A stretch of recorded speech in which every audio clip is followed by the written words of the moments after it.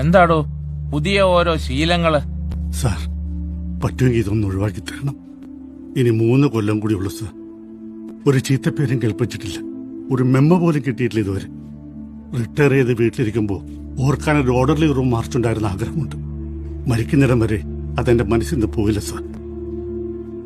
സർവീസിൽ കയറുമ്പോ നമ്മളെല്ലാവരും ചൊല്ലുന്നൊരു സത്യവാചകമുണ്ട്, പോലീസ് ഓത്ത്.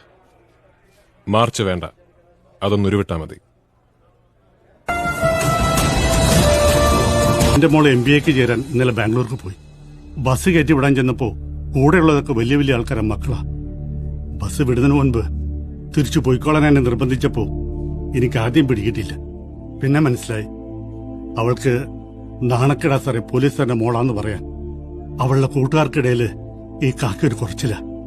ഡ്യൂട്ടിയുടെ തിരക്കിനിടയില് അവള് വലുതാകുന്ന കാണാനുള്ള സമയം കിട്ടിയില്ല. എന്റെ മോളെ ഒന്ന് അടുത്തറിയാനുള്ള സമയം പോലും കിട്ടിയില്ല, ഒന്നിനുള്ള സമയം കിട്ടിയില്ല. പക്ഷേ ഇതെന്റെ കൂട്ടുകാരനാ സാറേ. ഇതിനെ അവള് തള്ളി പറഞ്ഞപ്പോ എനിക്ക് സഹിക്കാൻ പറ്റിയില്ല.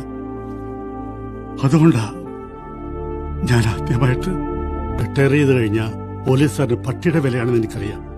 പക്ഷേ ഇതങ്ങ് ദേഹത്തോട്ട് കയറുമ്പോഴുള്ള അഭിമാനമുണ്ടല്ലോ, അത് വേറൊന്നിനും തരാൻ പറ്റില്ല സാറേ. വേറൊന്നിനും. കള്ളം കാണിച്ചിട്ടില്ല, എന്റെ അടുത്ത് വരുന്നവരെ സഹായിക്കാതെ ഇരുന്നിട്ടില്ല ഇതുവരെ, ഈ നിമിഷം വരെ. ഇനിയുള്ള 3 വർഷവും തല ഉയർത്തി എന്ന് തന്നെ പറയും സാറേ, ഞാൻ ASI സുധാകരനാണെന്ന്.